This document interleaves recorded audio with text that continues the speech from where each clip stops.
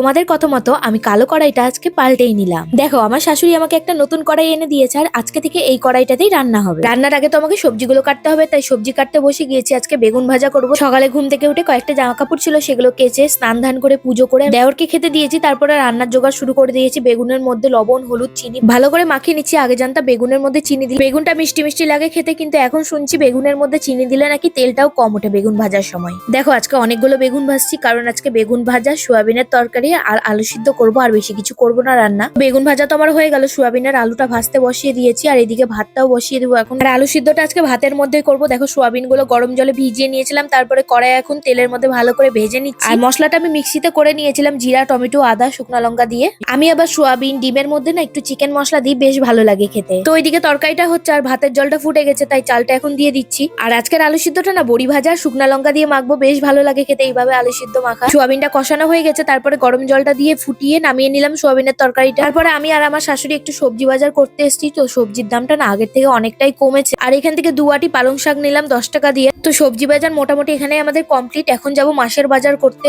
আমরা যেখানে মাসের বাজার করি সেখানে না অনেকটা ভিড় থাকে আর অনেক সময় লাগবে, তাই আগে আমরা সবজি বাজারটা করে নিলাম। তারপরে দেখো এই দোকানটাতে আমরা মাসের বাজার করতে আসি প্রত্যেক মাসে। এখন বাজার কমপ্লিট, বাড়ি যাব। বাড়িতে গিয়ে আমি ভাত খেতে বসে গেছি, কারণ আমি খাওয়া দাওয়া করে বাজার করতে যাইনি, খুব খিদে পেয়ে গিয়েছিল। খাওয়া দাওয়া করে আমি এক জায়গায় যাব, তো কোথায় যাচ্ছি সেটা পরের ভিডিওতে তোমরা দেখতে পাবে।